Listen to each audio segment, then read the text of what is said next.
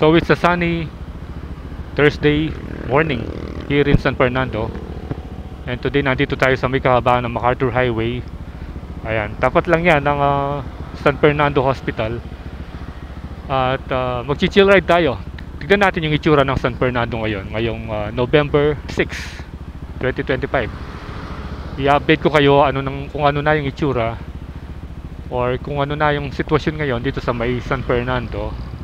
Although katatapos lang nung Typhoon Tino na nanalasa sa Cebu. Pero dito hindi masyadong naramdaman. Siguro mga 2 days lang na umulan and then yan, okay na, clear na.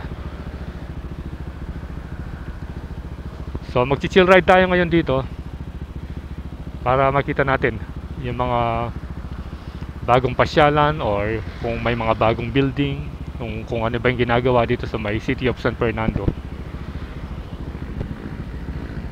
So tara, let's go.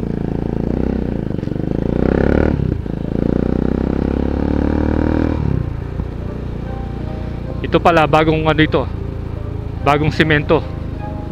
Yan, medyo matagal din bago natapos kasi nung ginagawa ito buwan din yung binilang, tsaka sobrang traffic nun. Pero ngayon okay na, yan, bali na siya, 4 lanes. Malapad na siya ngayon, Bali kadugtong ito yung ginagawa dun sa may tapat ng Sakop. Doon hindi pa tapos yung ginagawa nila doon na kalsada. Kapares din ito, gagawing 4 lanes din.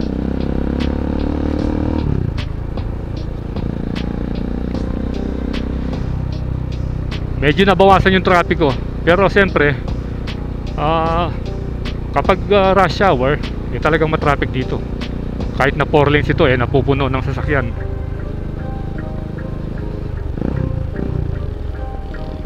Yan, so pagdating mo dito kitang-kita mo na yung mga parol na nakasabit dun sa may overpass.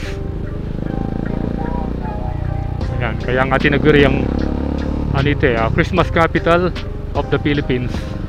Yan. Diretso yan hanggang dun. Mamaya dun naman tayo pupunta. Didiretsuin muna natin itong kahabaan ng MacArthur Highway para maipakita ko sa inyo yung itsura ng JBL or Jose Bilingad Hospital. Ang ganda na niya ngayon. Parang may bagong building na tayo.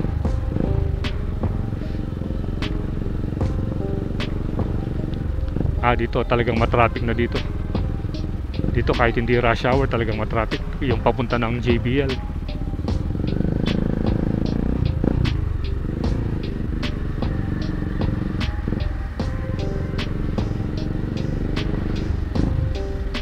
Ang ganda ng pangalan, Bumble Jeep.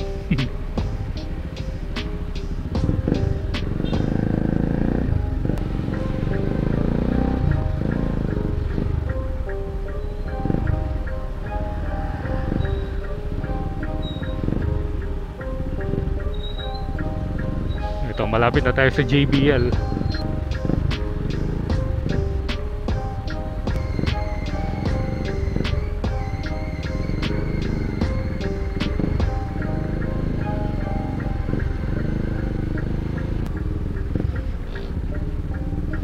Ayan, ito na yung kulay brown. Ayan, tignan nyo kung gaano kaganda yung JBL ngayon.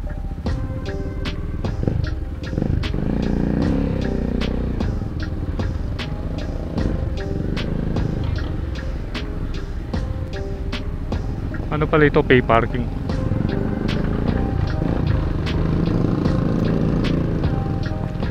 So ito yung sinasabi kong bagong building, Center for Orthopedics and Trauma Care.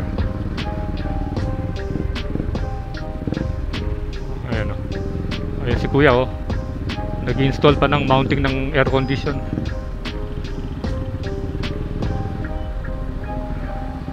Traffic talaga rito. Ayan, dito pala yung main entrance. Ayan, Jose Bilingad General Hospital. Tingnan nyo kung gaano kaganda,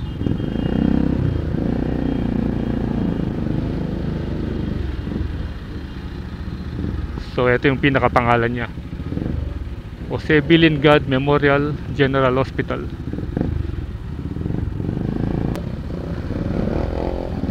Ito, Central Luzon Infectious Disease Referral, di ba nakasulat? Referral Laboratory.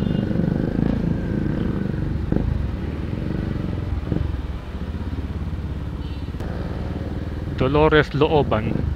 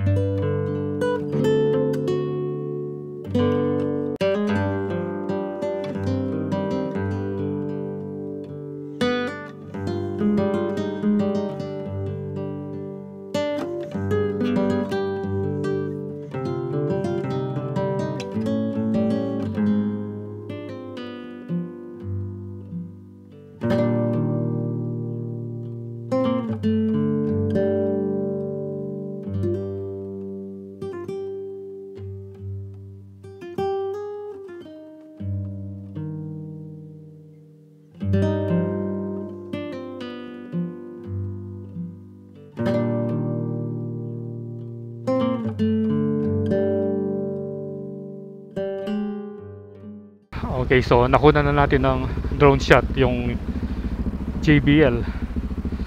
At ngayon naman ay pupuntahan natin yung simbahan, yung Metropolitan Cathedral of San Fernando. Mag-ikot-ikot muna tayo doon.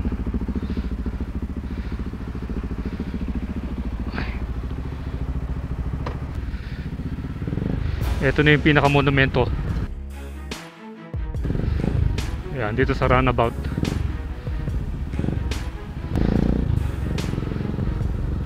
Ito ang pinaka-monumento ng City of San Fernando. Ayan, pag nandito ka pala, kitang-kita mo na yung tuktok ng simbahan. Yun yung next na pupuntahan natin. Barangay Santo Rosario. At ito naman yung BL Macabali Memorial Hospital. Ito isa sa mga naunang hospital dito sa San Fernando. Sikat din yan. At kaharapan lang yan yung St. Ferdinand Medical Arts Building. Ayan o, BL Macabali.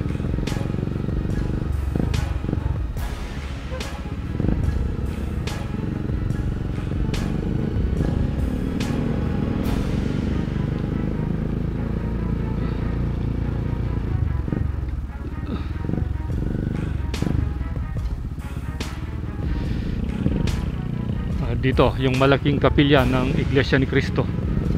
Ang laki oh.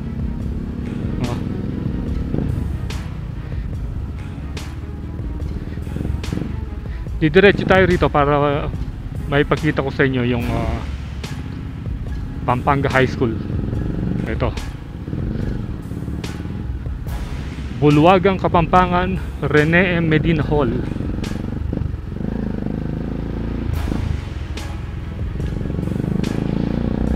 Ito, yung pangalan niya, Pampanga High School. Dati ano yan Jazz Jose Abad Santos High School. Ngayon yung pangalan niya ano na, Pampanga High School na.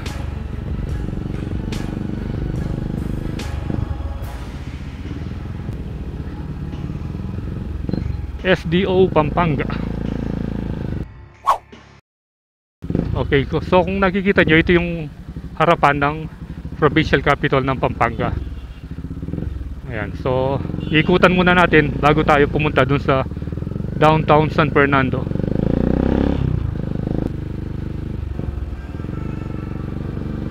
Pampanga Capital.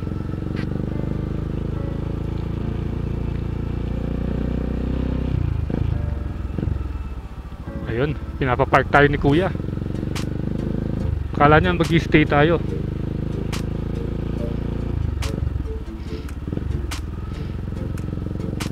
Post.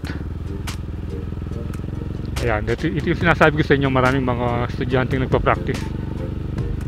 Dahil napaka-presko. Tingnan nyo, ang lilim ng mga century old na mga puno ng akasya. Eto, kakanan na tayo rito. Papunta na tayo ng downtown San Fernando. Matuang Ballet Cafe and Art Studio.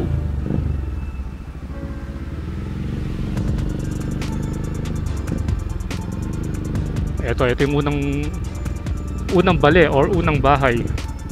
Tingnan natin kung anong pangalan nito.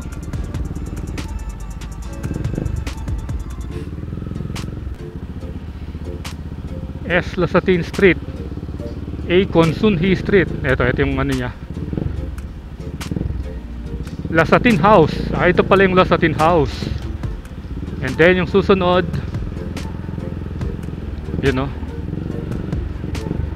Consunhi House. And then next tayo, Tabacalera House. So tatlo na yon. Parang meron pa rito. Ito. Kaso parang walang pangalan. Hindi yata sinali, pero ancestral house din yan Oo, walang pangalan. Bakit kaya? Parang hindi hindi kasali doon sa mga. Ito naman yung Hison Singyan House. And then wala na yata, last na yata yun. Wala na, PNB na to. And then ito na yung SM Downtown. Ako,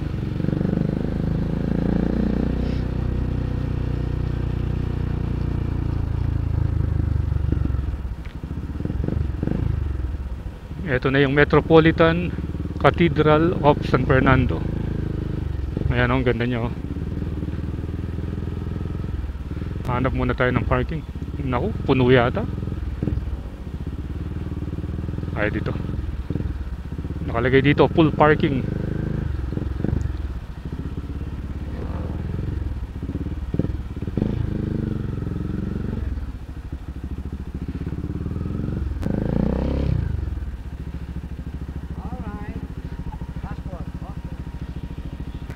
Ito ticket.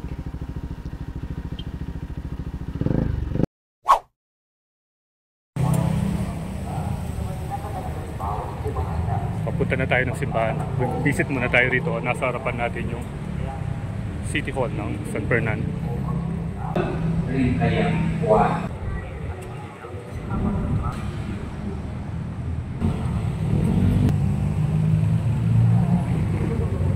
Ito dati yung entrance Dilipat nila. Pampanga Lodge and Restaurant. Visit na tayo dito. Medyo matagal-tagal na rin. Pwede tayong bumisita dito sa Cathedral. Ito. Ito yung pangalan niya. Cathedral ng San Fernando.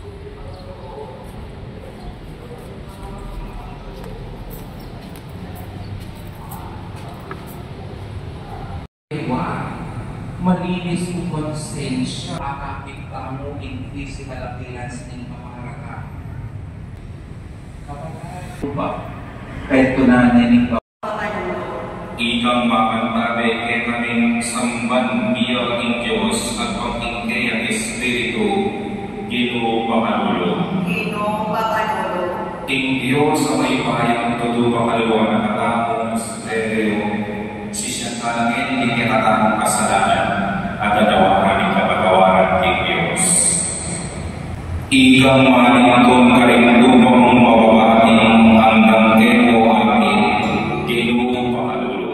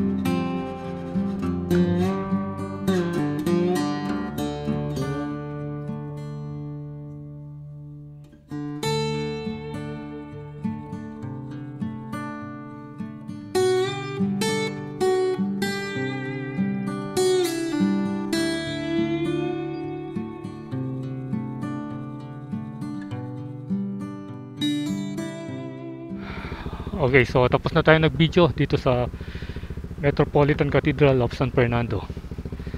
Dito raw tayo magbabaya dahil dito tayo lalabas. Ako.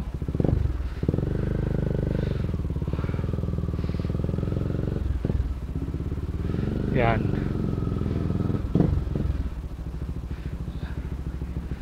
Ay, pare.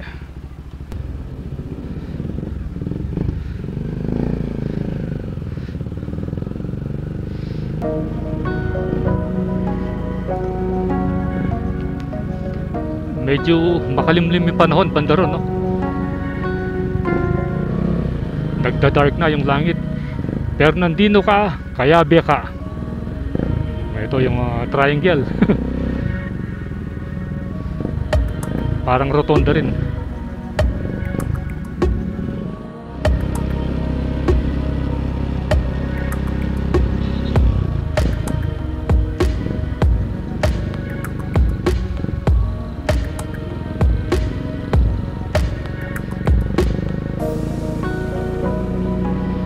Bali umikot lang tayo. Dadaan muli tayo dun sa may harapan ng Pampanga Capitol para mapunta natin yung Mega World.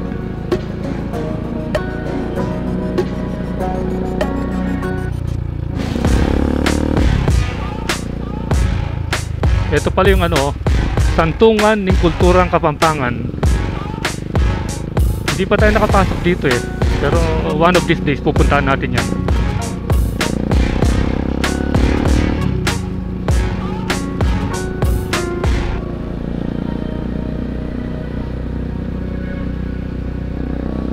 Ikutan muna natin itong Capital Town, and then punta tayo dito sa may Mega World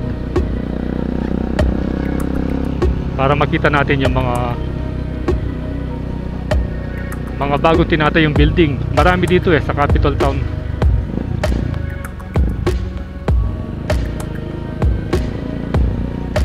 Ayun, pinturado na ito. Nung huli tayo nagpunta dyan hindi pa masyadong Mega World Capital Town. At dito pala matatagpuan yung pinakamalaking McDonald's sa buong Asia. Ayan.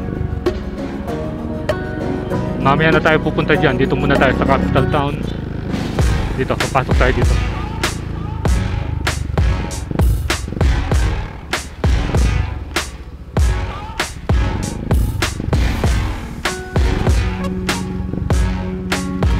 Two-way.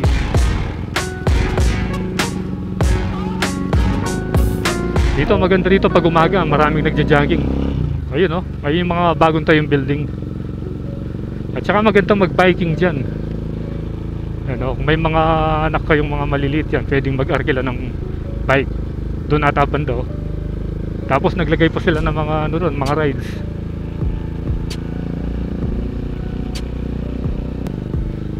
Sandali lang nila na itatayo yung mga building. Last time wala pa ito eh.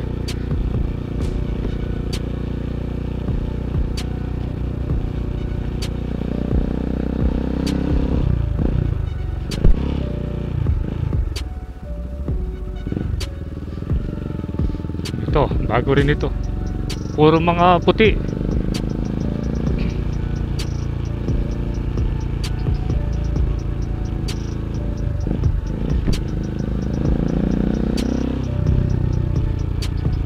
Merong Santa Claus na bear yata yun eh. Oso. Ito, may panibago na naman gagawin dito. Binakura na. Ngayon naman ay didiretso na tayo dito sa Mega World Capital Town. Ito yung pinaka landmark ng dating Paso Deco. Yan yung tower.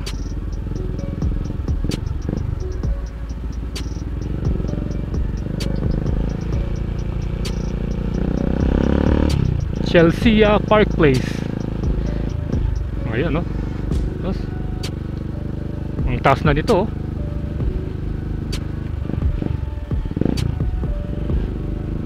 Dito yata yung may nasirang kalsada eh. Dito. Tapos yun, ayan, tignan nyo, mataas na yung tower, Paso Deco Tower. So nung last time tayo pumunta rito, nakausap natin yung guard. Sabi niya coffee shop daw yung first and second floor, and then may elevator.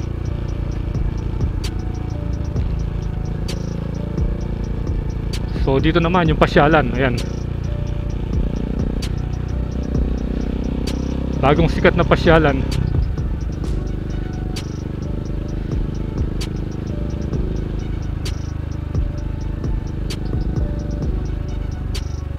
Ikutan natin para maipakita ko sa inyo. Meron ng mga rides pala Tapos yung likuran yan, yan na yung City College.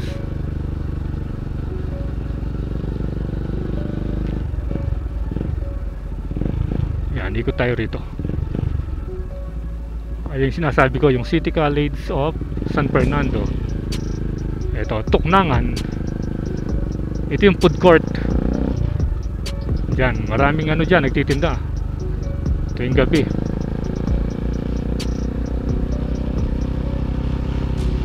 Ang laki na ng building, oh, ang taas.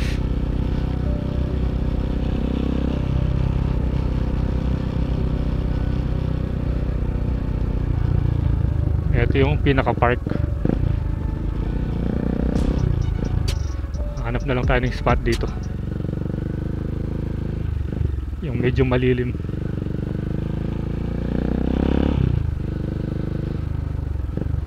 Ito yung mini football court.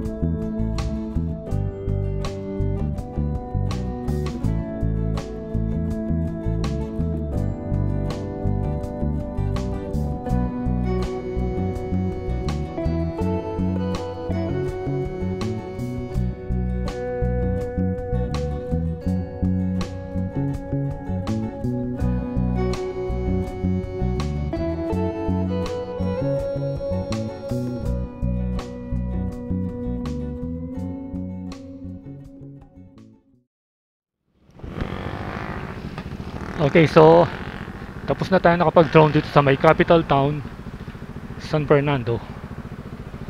At dito ko na rin tatapusin yung vlog natin tungkol sa pag-ikot-ikot natin dito sa may City of San Fernando, downtown hanggang dito sa area ito.